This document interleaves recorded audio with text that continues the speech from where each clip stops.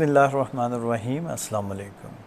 Today we are going to talk about non-steroidal anti-inflammatory drugs. Students, हमने इस lecture को 2 parts में divide किया. First part regarding aspirin as a prototype drug detail के साथ discuss करेंगे. सेकंड पार्ट में इंशाल्लाह एसिटामिनोफेन, पैरासीटामोल को and celecoxib as a COX-2 selective inhibitors को डिटेल के साथ डिस्कस करेंगे. स्टार्ट करते हैं with learning objectives.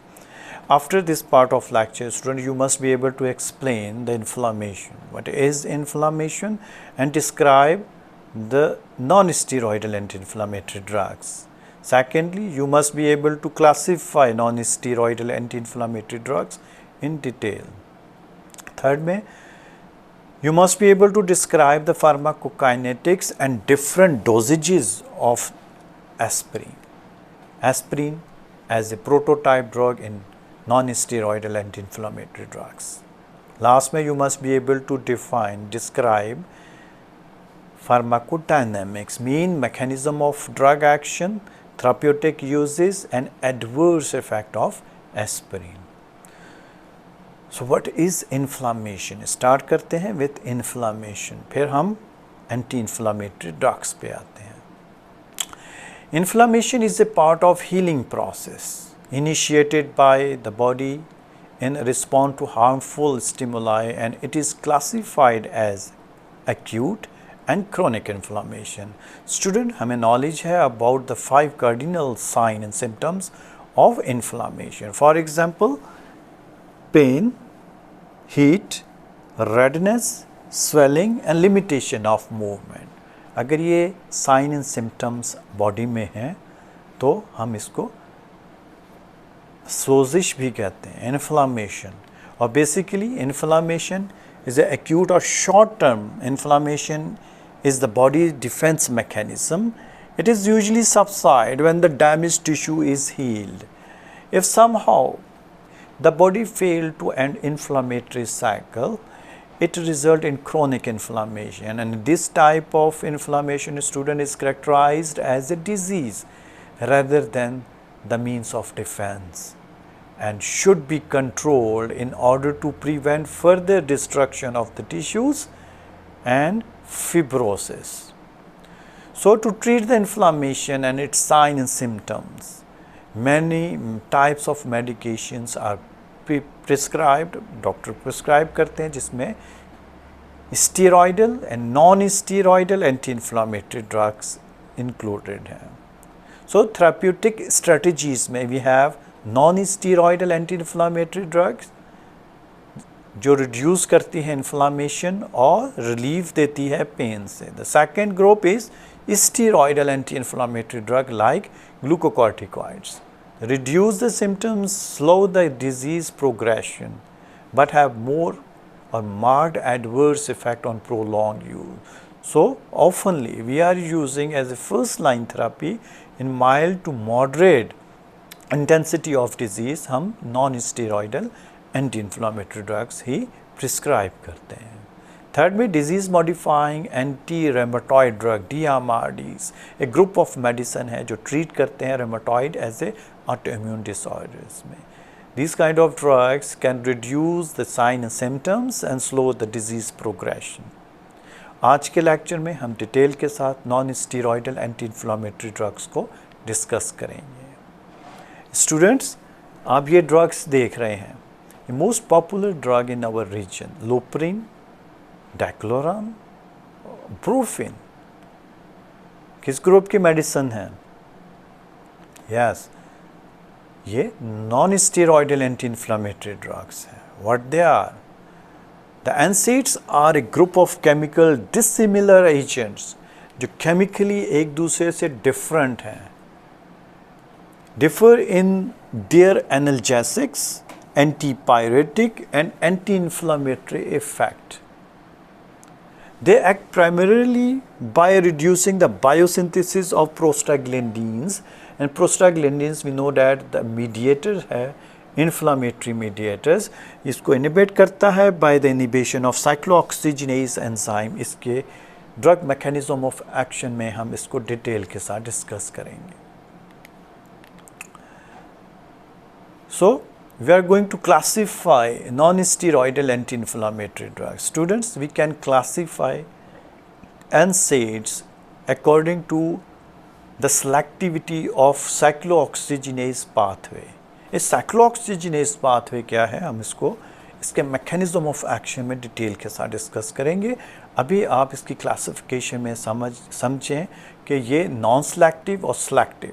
Non selective COX-1 and COX-2 inhibitors और सेलेक्टिव में COX-2 सेलेक्टिव इनिबिटर्स हम डिस्कस करेंगे. अभी क्लासिफिकेशन है about non selective COX inhibitors of COX-1 and COX-2. इसको हम फर्दर डिवाइड करते हैं. तो first division is drug with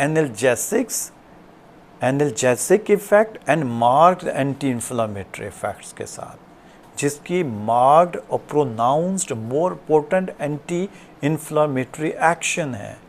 इसमें जो फर्स्ट ग्रुप है सैलिसाइलिक एसिड. सैलिसाइलिक एसिड में aspirin is a prototype drug है.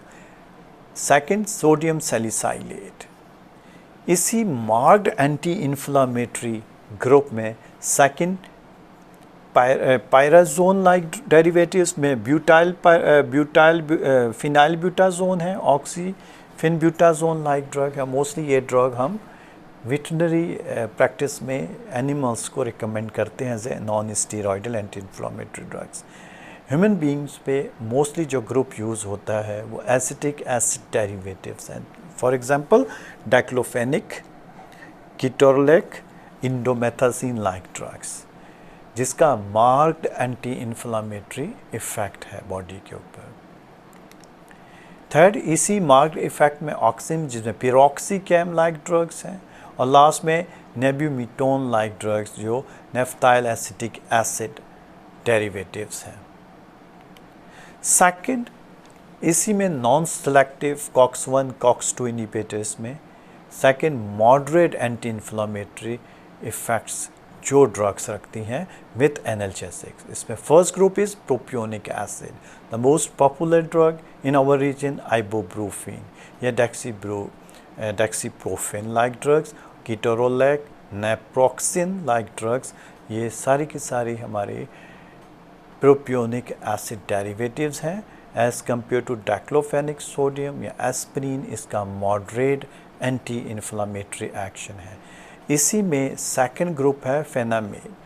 फेनामेड्स बेसिकली फेनामेनिक एसिड जो पोनिस्टान मोस्ट पॉपुलर है अगेन इन आवर रीजन.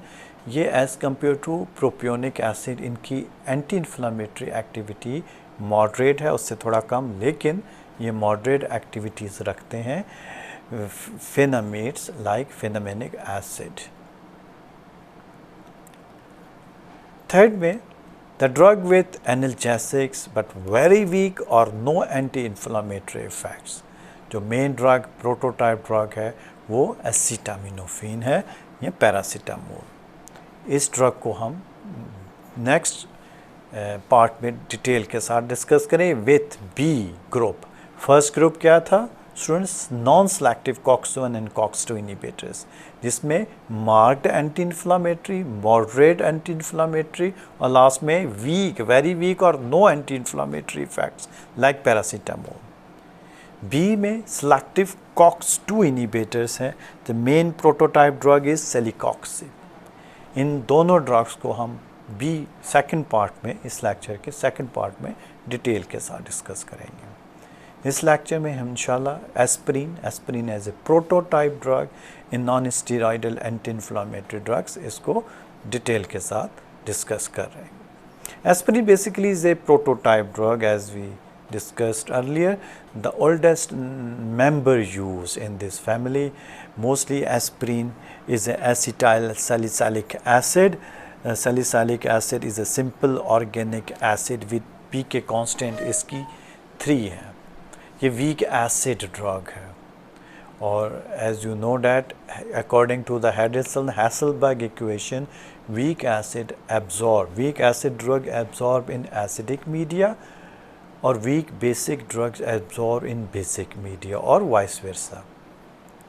अगर हम देखें एस्पिरिन को तो इसकी एस्पिरिन की absorption well from the stomach, क्योंकि स्टमक में एसिडिक मीडिया है और एसिडिक ड्रग एसिडिक मीडिया में बेटर अब्जॉर्प्शन है एंड अपर स्मॉल इंटेस्टाइन में। Distribution wide cross placental barrier and cross करती है ब्लड ब्रेन बैरियर्स को। जो इसका पीक प्लाज्मा लेवल है within 1 to 2 hours and half life about 15 minutes, first half life. Firstly, aspirin is metabolized by hydrolysis with enzyme esterase in blood and tissue into salicylate and acetic acid. Salicylate का 80 to 90% plasma protein binding है और salicylate का further metabolism into 3 parts में है। First part of metabolites of aspirin is metabolites of aspirin, again इनकी metabolism with glycine conjugation reaction, glucuronide conjugation reaction, ये जो phase 1 metabolic reaction है इसके थ्रू, और लास्ट में oxidation reaction जो phase 1 reaction है catabolic reaction। मोस्टली 1% इसकी मेटाबॉलिज्म थ्रू ऑक्सीडेशन रिएक्शन है और ये टॉक्सिक मेटाबोलाइट्स प्रोड्यूस करते हैं। 25% अनचेंज ये एक्सक्रीट आउट होती है और 75% इसके मेटाबोलाइट्स इन यूरिन में आते हैं और एक्सक्रीट आउट होते हैं। जो इंटरेस्टिंग चीज़ है, जो समझने की बात है in aspirin pharmacokinetics of aspirin में, कि small dose of aspirin about 600 milligram per day, इसका जो एलिमिनेशन है थ्रू फर्स्ट ऑर्डर काइनेटिक के थ्रू है और इसकी half life about 3 to 5 hours, जबकि इसके लार्ज डोजेस में above the 3.6 gram per day इसका elimination through zero order kinetics के, और इस तरह इसकी हाफ लाइफ भी इंक्रीज़ होती है अबाउट 12 to 16 आवर्स। स्टूडेंट, अगर आपको पता है first order kinetics mean the drug is eliminate through it's half life. Every half life में 50% of drug is eliminate from the body. अगर तो 50% एलिमिनेशन है in every half life of drug, तो हम इसको फर्स्ट ऑर्डर काइनेटिक्स कहते हैं।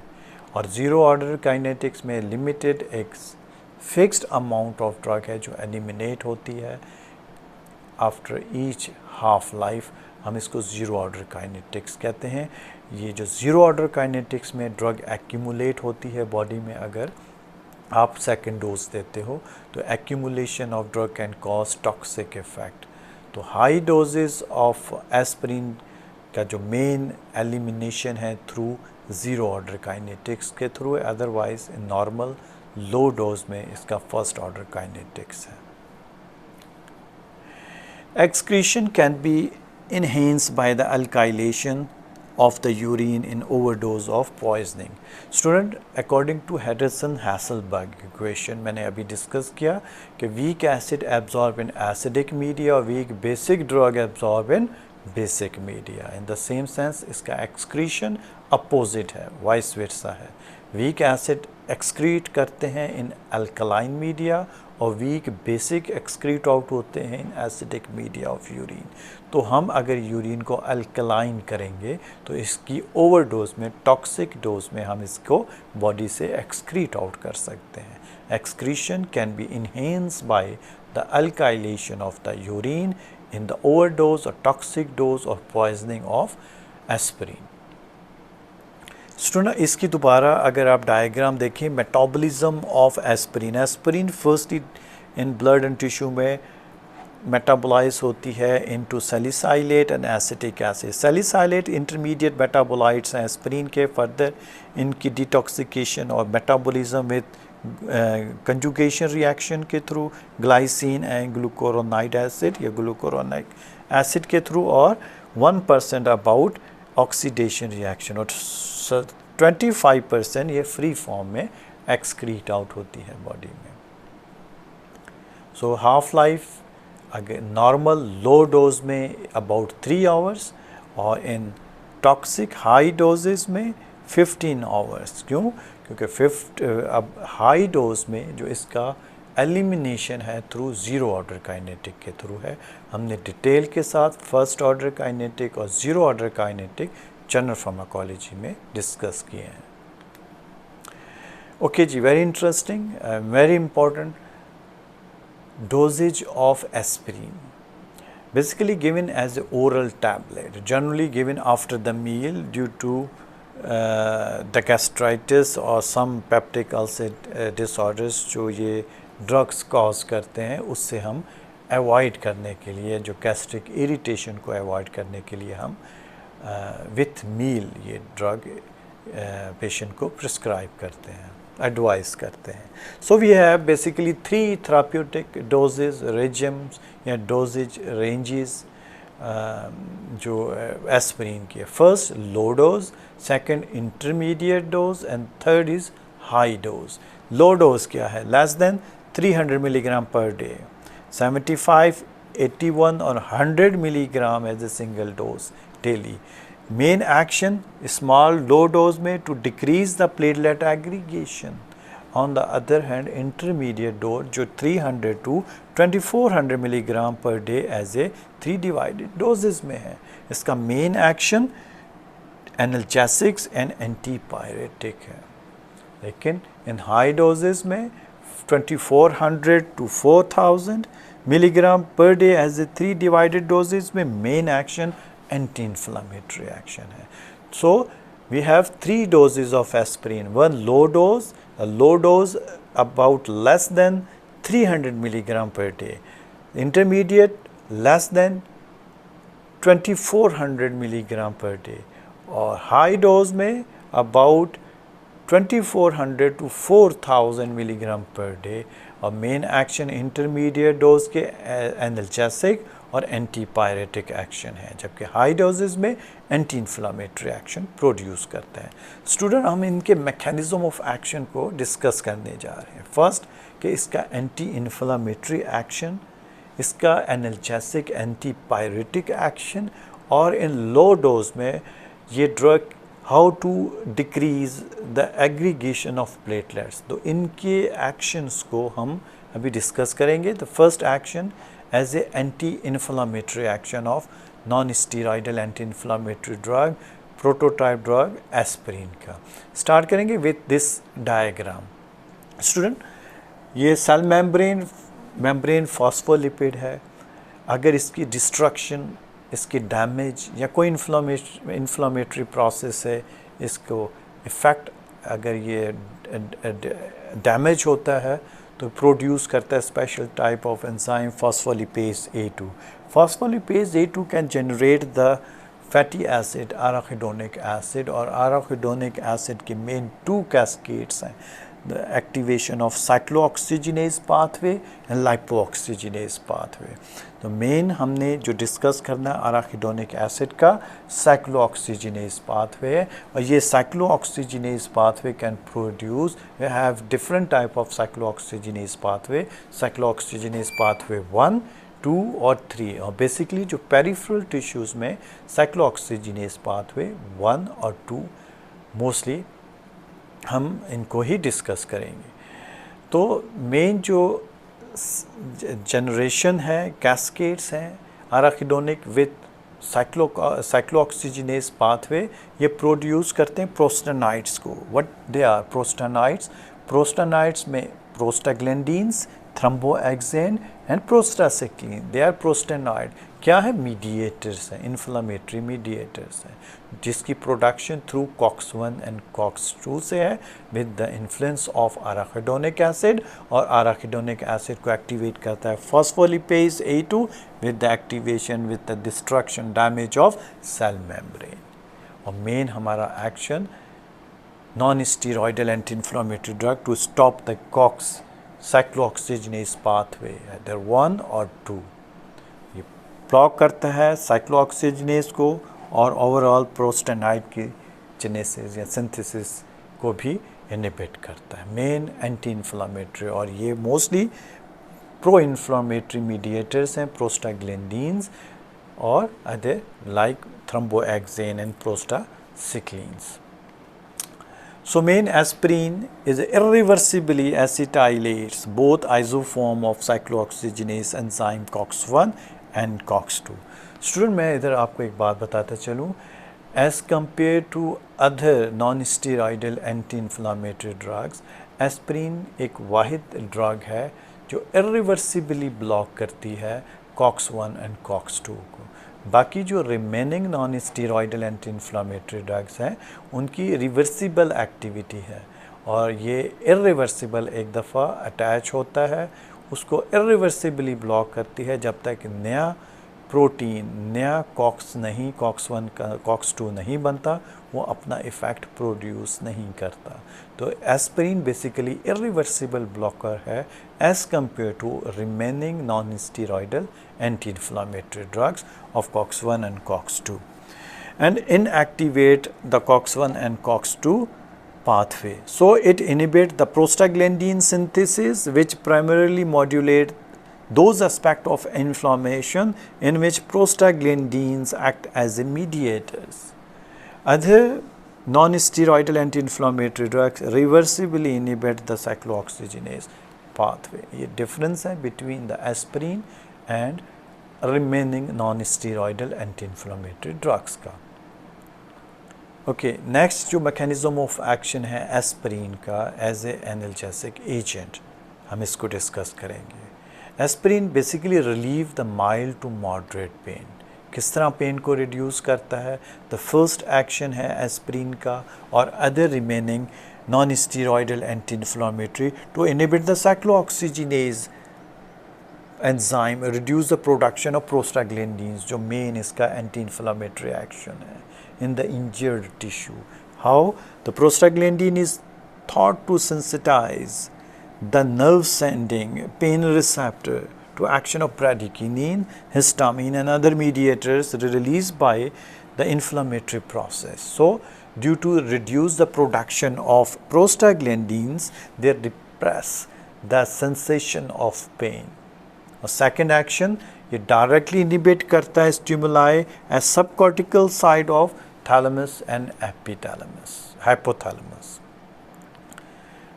Next में अब इसके मैकेनिज्म ऑफ एक्शन को डिस्कस करेंगे as a antipyretic action, as a antipyretic agent. Aspirin basically lower the raised body temperature, no effect of normal temperature, on normal temperature.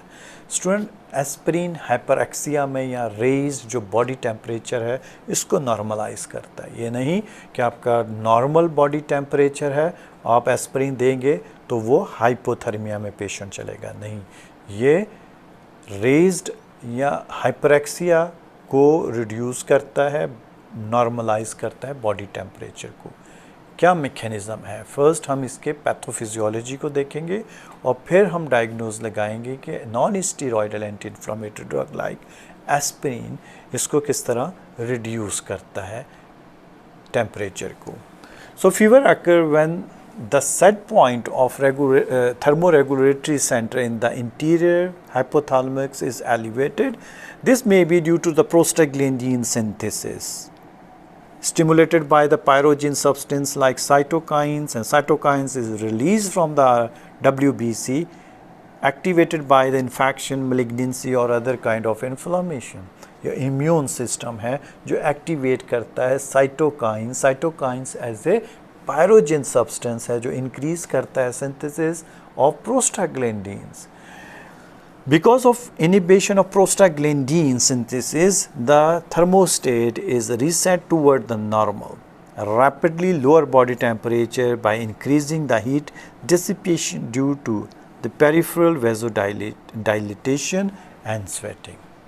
जो basically जो pyrogen substance है through cytokine increase करते हैं synthesis of prostaglandin, और prostaglandins with basically upset करता है जो set point है थर्मोरेगुलेटरी सिस्टम का, और इस तरह in case of distraction, in case of inflammation, body temperature जब इंक्रीज़ करता है ये दोबारा रीसेट करता है उसी थर्मोरेगुलेटरी सेंटर को in the interior hypothalamus of the brain.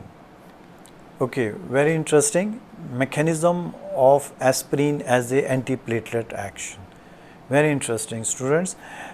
We already know about the prostanoids. We have three type of prostanoids जो thromboxane, prostacyclin and prostaglandins हैं।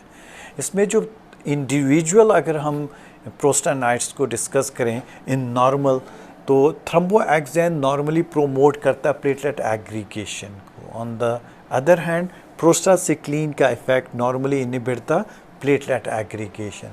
ये दोनों इक्विलिब्रियम पे रहते हैं नॉर्मल सर्कमस्टांसेस में। अगर ब्लीडिंग डिसऑर्डर्स हैं, फॉरेन सिंथेसिस ऑफ थ्रोम्बोएक्सिन की इंक्रीज करती है और प्रोमोट करती है प्लेटलेट एग्रीगेशन को, और वेरी इनिशियल साइन है, वेरी इनिशियल प्रोसेस है जिसमें हीमोस्टेसिस या कोगुलेटरी प्रोसेस जब बॉडी में स्टार्ट होता है आफ्टर द ब्लीडिंग डिसऑर्डर्स।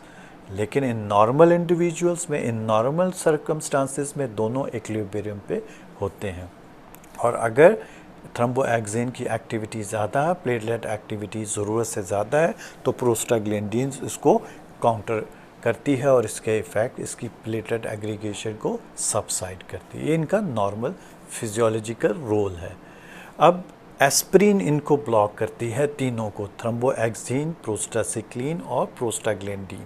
लेकिन क्वालिटी है एस्पिरिन की कि लो डोज ऑफ एस्पिरिन के have excellent affinity towards the thromboxane. Low dose में वो सबसे ज़्यादा जल्दी थ्रोम्बोएक्सिन के साथ बाइंड करती है और इसके एक्शन को ब्लॉक करती है। जब इसका एक्शन लो डोज में ब्लॉक होता है तो ये जो प्रोमोशन है, जो प्रोमोट करता था प्लेटलेट एग्रीगेशन को, वो इसका इफ़ेक्ट सबसाइड होगा और प्रोस्टासिक्लिन का इफ़ेक्ट प्रिजर्व रहेगा और फर्दर ये इनहिबिट करेगा platelet aggregation. So low dose 75 to 100 milligram per day dose of aspirin can cause platelet aggregation inhibitors. इसका प्लेटलेट पे डिक्रीज करता है प्लेटलेट एग्रीगेशन को। अगर हम इसको रीड करें दोबारा तो student, low dose 75 to 100 milligram per day inhibit the synthesis of thromboxane in the platelets. Higher doses inhibit prostacyclin or prostaglandins also. Platelet aggregation is the first step in coagulation, so it is prevent coagulation and prolong bleeding time. The action lasts for 3 to 8 days. क्यों? क्योंकि ये irreversible blocker है। Aspirin irreversibly block करता है थ्रोम्बोएक्सिन को, और जो नया प्रोटीन बनता है, नया लाइफ स्पैन है, उसको दोबारा अपना रोल प्ले करने के लिए इसको 3 to 8 days की रिक्वायरमेंट है। The life span of platelets because they lack nuclei and cannot synthesize new enzyme. Aspirin should be stopped 7 to 10 days before the operation to avoid the risk of bleeding. क्योंकि इसका जो मैंने आपको बताया कि irreversible blocker है और irreversibly block करता है जब तक कोई नया प्रोटीन, नया थ्रोम्बोएक्सिन नहीं बनता, वो इसका जो वर्क है थ्रोम्बोएक्सिन का वो रिवर्ट नहीं होता। तो अगर आप पेशेंट का कोई प्लान करते हैं, इलेक्टिव सर्जरी का प्लान है, तो कोई प्रोसीजर परफॉर्म करना है, तो आप पेशेंट आपका अगर प्रोफिलैक्टिक मैनेजमेंट पे है टूवर्ड्स इस्केमिक हार्ट डिजीज़ का पेशेंट है और एस्पिरिन ले रहा है प्रोलॉन्ग टाइम ऑफ पीरियड से, तो आप उसको एडवाइस करते हो कि 7 से 10 दिन पहले आपने ये ड्रग स्टॉप करनी है कि ड्यूरिंग सर्जरी या पोस्ट सर्जिकल कॉम्प्लिकेशन या ब्लीडिंग डिसऑर्डर से पेशेंट को बचाया जा सके। ओके स्टूडेंट्स, अभी हमने डिस्कस किए फार्माकोलॉजिकल एक्शन और mechanism of action like pharmacodynamics, anti inflammatory effect को, एनाल्जेसिक इफेक्ट को, एंटीपायरेटिक इफेक्ट को, और लास्ट में हमने एंटी प्लेटलेट एक्शन को डिस्कस किया। इनके pharmacological effects GIT, gastrointestinal tract पे, रेस्पिरेटरी सिस्टम पे, किडनीज़ पे, यूरिक एसिड पे हम डिस्कस करेंगे इस ड्रग के एडवर्स इफ़ेक्ट में। जितने इफ़ेक्ट इसके बाकी ऑर्गन्स पे हैं वो इसके साइड इफ़ेक्ट्स हैं, और मोस्टली ये साइड इफ़ेक्ट्स इनके एडवर्स इफ़ेक्ट्स होते हैं। तो हम इनके एडवर्स इफ़ेक्ट में बाकी के फार्माकोलॉजिकल इफ़ेक्ट्स को डिस्कस करेंगे एस्पिरिन के।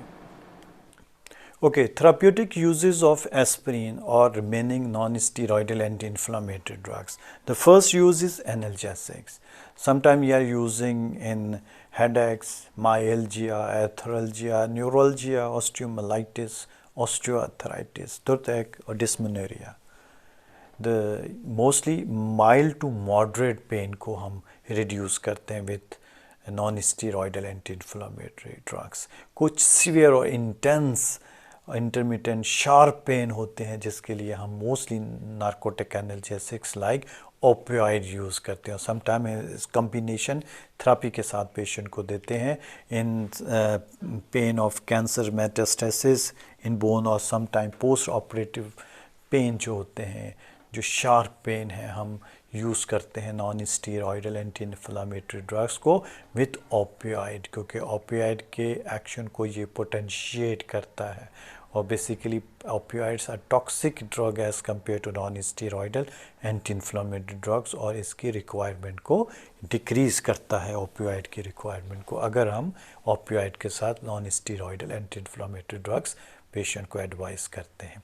सेकंड में एंटीपायरेटिक एक्शन डिक्रीज़ करता है बॉडी के हाई रेज टेम्परेचर को, हाइपरएक्सिया में हम पेशेंट को देते हैं। एक्यूट रोमेटॉइड फीवर में, समटाइम रोमेटॉइड आर्थराइटिस में DMRDs disease modified anti rheumatoid drugs के साथ हम यूज़ करते हैं non steroidal anti inflammatory drugs. Osteoarthritis में हम यूज़ करते हैं एस्पिरिन और non steroidal remaining non steroidal anti inflammatory drugs. Antiplatelet action अभी हमने डिटेल के साथ डिस्कस किया। प्रोफिलैक्टिकली हम पेशेंट को एडवाइस करते हैं इन इस्केमिक हार्ट डिजीज़ और कोरोनरी वेसल डिजीज़ में। सेवंथ में chemoprophylaxis of cancers of colon 50% decrease करता है with frequency use of aspirin को। 8 पे closure of PDA। What is PDA? Basically patency of ductus arteriosus. Basically ये intrauterine life में baby, क्योंकि उसका रेस्पिरेटरी सिस्टम एक्टिव नहीं होता, मदर की ही ब्लड से वो ऑक्सीजन रिसीव करता है, तो एक मेजर वैसल्स जो एओर्टा से ये पल्मोनरी वैसल्स को बाईपास करती हैं, वैसल्स जो अमूमन आफ्टर बर्थ ये एब्सलीट होती है, लिगामेंट में चेंज होती है और इसका क्लोजर होता है। आफ्टर बर्थ अगर इसका क्लोजर नहीं होता तो फिर समटाइम वी आर यूजिंग, क्योंकि मेन जो प्रोस्टाग्लैंडिन्स हैं इसको डायलेट रखते हैं और इसके क्लोजर्स को इनिबिट करते हैं, तो हम sometime prostaglandins inhibitors like non steroidal anti inflammatory drug से इस जो पेटेंसी है इसको सबसाइड करते हैं। ओके जी, adverse effect of aspirin at therapeutic uses, therapeutic doses में इसके कुछ टॉक्सिक इफेक्ट हैं हाई डोजेस में। अब हम डिस्कस करेंगे अबाउट द एडवर्स इफेक्ट जो हमारे थेराप्यूटिक डोजेस में है। First adverse effect gastric intolerance, क्योंकि वीक एसिड है, एसिडिक मीडिया में एब्जॉर्ब करती है, और आपको पता है एसिडिक इन्वायरमेंट और गैस्ट्रिक वॉल्स में बैरियर होते हैं जो प्रोस्टाग्लैंडिन्स मेंटेन रखता है। प्रोस्टाग्लैंडिन्स और म्यूकस मेम्ब्रेन होती है जो प्रोड्यूस करती है barrier between the gastric environment, जो एसिडिक इन्वायरमेंट है स्टमक का और उसके वॉल्व के दरमियान जो गैस्ट्रिक वॉल्स होती हैं। आप डिस्ट्रॉय करते हैं जो सिंथेसिस ऑफ प्रोस्टाग्लैंडिन्स, जो मेन बैरियर्स होते हैं बिटवीन द गैस्ट्रिक इन्वायरमेंट और mucosal layer of the gastric walls, तो फिर ये आपके GIT जो अमूमन आपका गैस्ट्राइटिस जो स्टमक है इसको, इसके जो नॉर्मल स्ट्रक्चर को डिस्ट्रॉय करता है। गैस्ट्राइटिस, गैस्ट्रिक अल्सरेशन और exacerbation of symptom of peptic ulcer, peptic bleeding cause करता है। फिर सेकंड में इम्पेयर हीमोस्टेसिस। क्यों हीमोस्टेसिस को इम्पेयर करेगा? अभी हमने डिस्कस किया low dose of aspirin can cause decrease the production of thromboxane, और थ्रोम्बोएक्सिन जो प्लेटलेट एग्रीगेटिव है, जो प्लेटलेट एग्रीगेशन है वो आप डिक्रीज़ करते हैं with the use of aspirin. और एस्पिरिन अगर आपने यूज़ किया तो पेशेंट में ब्लीडिंग डिसऑर्डर्स आ सकते हैं, और अगर आप पेशेंट की कोई सर्जरी परफॉर्म करने जा रहे हैं या कोई प्रोसीजर आपने परफॉर्म करना है तो पेशेंट को आपने एडवाइस करना है कि 7 to 10 डेज़ पहले आप एस्पिरिन को स्टॉप करेंगे को अवॉइड करना है risk of bleeding. Allergic hyper sensitivity reaction with aspirin, जो एलर्जिक रिएक्शंस हैं और अबाउट 15% ऑफ पेशेंट को एस्पिरिन एलर्जी होती है, और ये वो पेशेंट होते हैं जो अमूमन नाज़ल पॉलिप्स या नाज़ल ऑब्स्ट्रक्शन के साथ प्रेजेंट करते हैं, और अमूमन इनको ब्रोंकोकंस्ट्रिक्शन होती है with the use of aspirin, जो हम कहते हैं एस्पिरिन एलर्जी। क्या मैकेनिज़्म है कि ब्रोंकोकंस्ट्रिक्शन करता है एस्पिरिन एलर्जी से वो इंडिविजुअल जिनको अमूमन नेज़ल पॉलीप होते हैं। अगर आप नॉर्मल मैकेनिज़्म ऑफ एक्शन दोबारा देखें एस्पिरिन का, तो नॉर्मल जो सेल वॉल है वो with the enzyme phospholipase arachidonic acid से साइक्लोऑक्सीजिनेज और लाइपोऑक्सीजिनेज की सिंथेसिस करते हैं cascade. Cyclooxygenase mostly end result है production of prostanoids, prostaglandin, thromboxane और प्रोस्टासिक्लिन, इनके इन्फ्लामेटरी मीडिएटर्स हैं। डिफरेंट इसके फिजियोलॉजिकल और पैथोलॉजिकल रोल है। On the other hand lipoxygenase pathway produce करता है लिकोटेनिन्स, और लिकोटेनिन्स पावरफुल ब्रोंकोकंस्ट्रिक्टर्स हैं।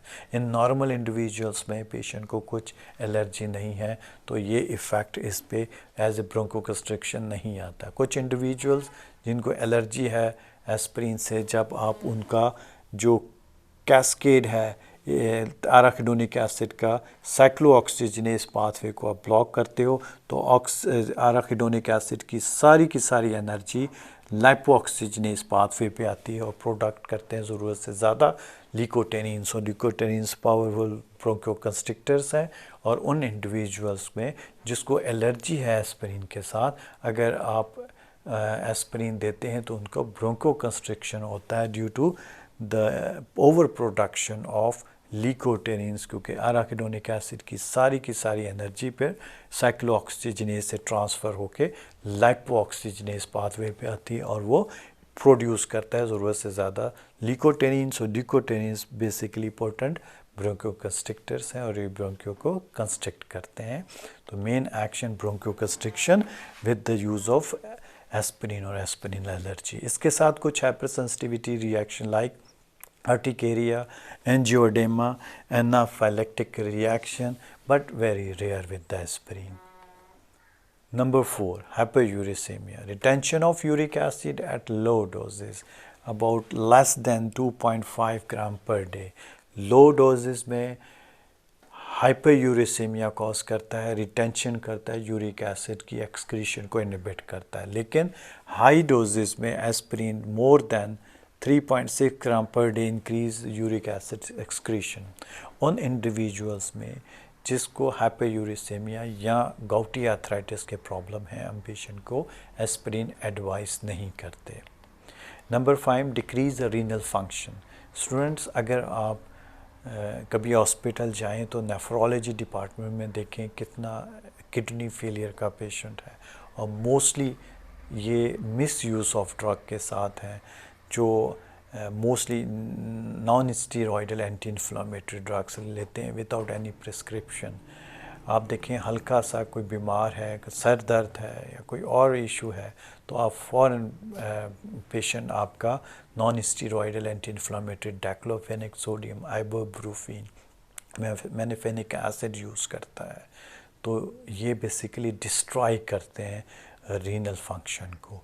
नॉर्मली जो प्रोस्टाग्लैंडिन्स और प्रोस्टासिक्लिन्स हैं, ये रिस्पॉन्सिबल होते हैं to maintain the renal blood flow, और ये जो ब्लड फ्लो जो वेसल्स डायलेट करते हैं, रीनल जो पारेन्काइमा है उसको ऑक्सीजन और न्यूट्रिशन की सप्लाई प्रोवाइड करते हैं। और अगर यही इफ़ेक्ट आपने प्रोस्टाग्लैंडिन और प्रोस्टासिक्लिन को ब्लॉक करके with non steroidal anti inflammatory drugs, तो फिर ये किडनी के नॉर्मल पारेन्काइमा को डैमेज करता है और समटाइम इरिवर्सिबल लॉस होता है रीनल फंक्शन का, और क्रोनिक रीनल फेलियर की तरफ पेशेंट चले जाता है।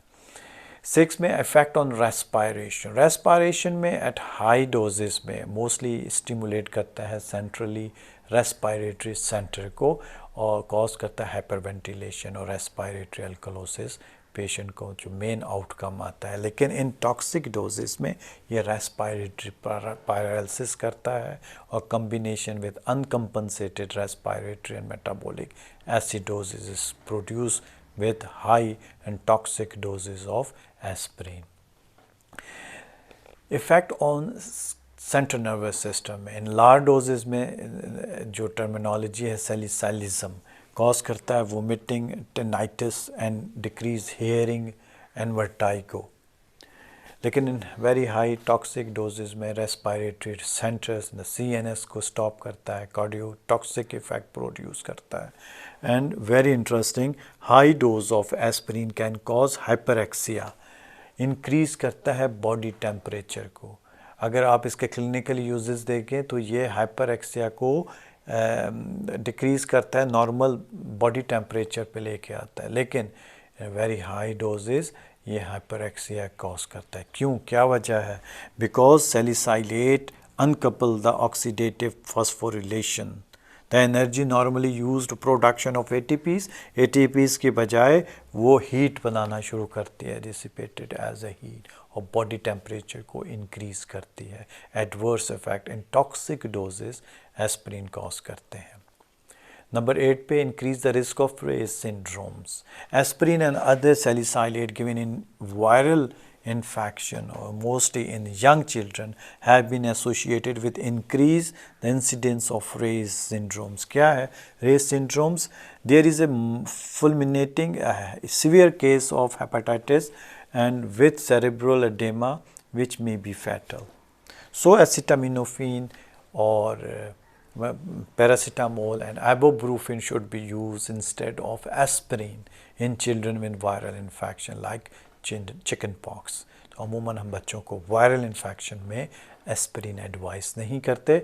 आप आइबुप्रोफेन या एसिटामिनोफेन लाइक पैनाडोल बच्चे को एडवाइस कर सकते हैं। ओके, 10 पे ड्रग इंट्रैक्शंस हैं। एस्पिरिन के इंट्रैक्शंस हैं with other drugs, for example glucocorticoids और साथ अगर आप non steroidal anti inflammatory drugs देते हैं तो फिर वो एडवर्स इफेक्ट्स को भी पोटेंशिएट करते हैं, जो GIT डिस्टर्बेंस है। With AC inhibitors, captopril like drugs, जो हम एंटी हाइपरटेंसिव ड्रग पेशेंट को हाइपरटेंशन में देते हैं, उसके इफ़ेक्ट को डिक्रीज़ करते हैं, क्योंकि AC इनिबिटर का effect to generate the prostaglandins, और प्रोस्टाग्लैंडिन्स भी एक वेजोडाइलेटरी इफेक्ट प्रोड्यूस करता है जिसको हम ब्लॉक करते हैं with non steroidal anti inflammatory drugs, तो AC इनिबिटर्स का इफेक्ट डिक्रीज़ करता है। वारफरीन एंड हेपरीन एंटीकागुलेंट ड्रग्स हैं। अगर हम पेशेंट को एस्पिरिन के साथ देंगे, एस्पिरिन का एंटीप्लेटलेट एक्शन है, तो ये ब्लीडिंग डिसऑर्डर्स कॉज करता है। विथ प्रोपेनोसिड एंड सल्फिनपायराजोन, प्रोपेनोसिड यूरिकोसूरिक ड्रग है। हम पेशेंट को हाइपरयूरिसीमिया में एडवाइस करते हैं कि ये एक्सक्रीशन को, यूरिक एसिड को इन्हेंस करता है, लेकिन एस्पिरिन के साथ इनके इंटरेक्शन है, ये प्रोपेनोसिड के एक्शन को स्टॉप करता है और यूरिक एसिड की कंसंट्रेशन को लो नहीं होने देता, और हम पेशेंट को एडवाइस नहीं करते इन गाउटी आर्थराइटिस। जिस पेशेंट को गाउटी आर्थराइटिस है, हम एस्पिरिन पेशेंट को एडवाइस नहीं करते। कुछ ड्रग्स हैं जो इसको डिस्प्लेस करती हैं प्लाज्मा बाइंडिंग से। एस्पिरिन 90 to 90% इसकी प्लाज्मा बाइंडिंग है। Aspirin can displace many drug from the plasma protein binding sites, for example warfarin anticoagulant है, oral phenytoin, valproic acid, anti-seizure, CNS, sulfonylureas, anti-diabetic drug है, methotrexate, immunosuppressant, and many other drugs, for example naproxen, indomethacin, ketoprofen like drugs, ये इनकी activity को increase करते हैं, क्योंकि इनकी जो मेन प्लाज्मा बाइंडिंग कैपेबिलिटी है उसको डिस्टर्ब करते हैं। Aspirin can decrease the diuretic action of furosemide and thiazide diuretics और स्पाइरोनोलैक्टोन। आपने स्टडी किया, फ्यूरसामाइड थायाजाइड डाययूरेटिक्स हैं, इनकी जो मेन एक्शन है to reabsorption of sodium chloride ions, साथ ही ये प्रोड्यूस करते हैं प्रोस्टाग्लैंडिन्स लाइक एक्शन, जो फर्दर इनके एक्शन को प्रोमोट करता है। तो यही एक्शन अगर हम non steroidal anti inflammatory drug देते हैं तो एंटी डाययूरेटिक इफ़ेक्ट प्रोड्यूस होता है, और डाययूरेसिस है वो उनका थ्रू फ्यूरसामाइड और थायाजाइड कम हो जाता है। लास्ट में अगर देखें, aspirin block the active transport of penicillin from the cerebrospinal fluid. क्यों? क्योंकि पेनिसिलिन की पेनिट्रेशन नहीं है सीएनएस के अंदर, ब्लड ब्रेन बैरियर क्रॉस नहीं करता अनटिल अनलेस मेनिंजाइटिस, आपके जो मेनिंजेस है वो इन्फ्लेम्ड ना हो। और basically non steroidal anti inflammatory drugs meninges को इनकी जो इन्फ्लामेशन को सबसाइड करता है और सम टाइम पेनिसिलिन की पेनिट्रेशन को सीएनएस के अंदर से जाने से रोकता है। ओके जी, contraindication and precautions use of aspirin, peptic ulcer, hemophilia, bleeding disorders, aspirin hypersensitivity, children with viral illness, हमने डिटेल के साथ कहा कि रेज सिंड्रोम्स आते हैं, liver failure, aspirin should be stopped 1 week before active surgery। क्यों?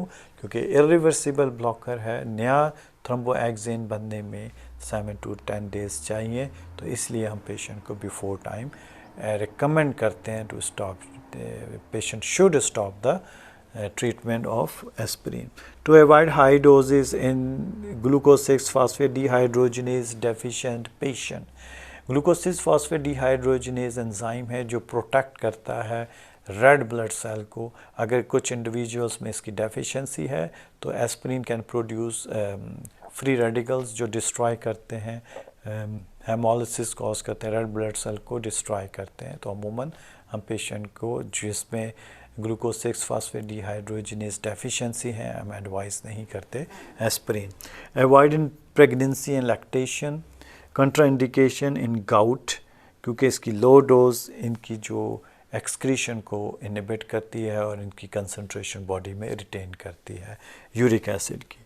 Consider drug interactions, आपने देने से पहले, एडवाइस करने से पहले ड्रग के इंटरेक्शन जो पीछे हम डिस्कस किए हैं कि ये प्लाज्मा लेवल से इसको डिस्प्लेस करता है या फिर फर्दर जो पोटेंशिएट होते हैं इसके एक्शन या एडवर्स इफ़ेक्ट पोटेंशिएट होते हैं विद डिफरेंट अदर ड्रग्स, तो आपने वो मॉनिटर करने हैं।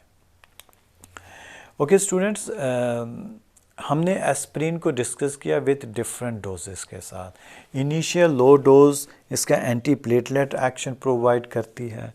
थोड़ा सा डोज अगर आप इंक्रीज़ करते हैं plasma concentration of aspirin, plasma concentration initially low dose में एंटी प्लेटलेट इफेक्ट, इंटरमीडिएट्स में anti pyretic analgesic, high doses में एंटी इन्फ्लामेटरी, लेकिन टॉक्सिक डोज में ये टॉक्सिसिटी कॉज करता है। Start with the CNS toxicity, tinnitus, central hyperventilation, और फिर माइल्ड, सीवियर, लीथल और हाई लीथल टॉक्सिक इफेक्ट में वैज़ोमोटर कोलैप्स, कोमा, डिहाइड्रेशन, और पेशेंट को हम ट्रीट करते हैं मैनेजमेंट ऑफ एस्पिरिन और सैलिसाइलेट ओवर टॉक्सिसिटी और पॉइजनिंग में। ये मेजरमेंट है हमारे पास 1 to 11 स्टेप्स हैं। मैं एक दफ़ा इसको रीड करता हूँ। ये मैनेजमेंट है एस्पिरिन टॉक्सिसिटी या एस्पिरिन पॉइजनिंग की। फर्स्ट, आप पेशेंट को उसका गैस्ट्रिक वॉश करोगे, लेवाश, एक्टिवेटेड चारकोल, जो फर्दर जो एब्जॉर्प्शन है एस्पिरिन की उसको आप डिक्रीज़ करते हैं, उसको इनहिबिट करते हैं। Measurement of serum salicylate level and pH. Correct the fluid electrolytes and acid base balance. Maintain high urine output. Keep airway patent. Decrease body temperature with cold sponging. आपको पता है high doses, toxic doses of aspirin can cause hyperexia, increase body temperature. आपने body temperature को normalize करना है। 7th पे vitamin के intravenous to correct the हाइपोप्रोथ्रम्बिनीमिया, क्योंकि ये प्लेटलेट एग्रीगेशन को भी इनहिबिट करता है, तो सम टाइम थ्रोम्बोसिस लेवल को भी लो करता है। और हम सम टाइम विटामिन के देते हैं इनकी जो ब्लीडिंग डिसऑर्डर्स को सबसाइड करने के लिए। नंबर 8 पे डायज़ेपाम, कुछ कन्वल्जन्स, एक्साइटेशन जो सीएनएस है उनको सबसाइड करने के लिए हम सेडेटिव हिप्नोटिक्स ड्रग्स देते हैं। 9 पे intravenous bicarbonate to alkaline the urine according to the हेडरसन-हैसेलबर्ग equation.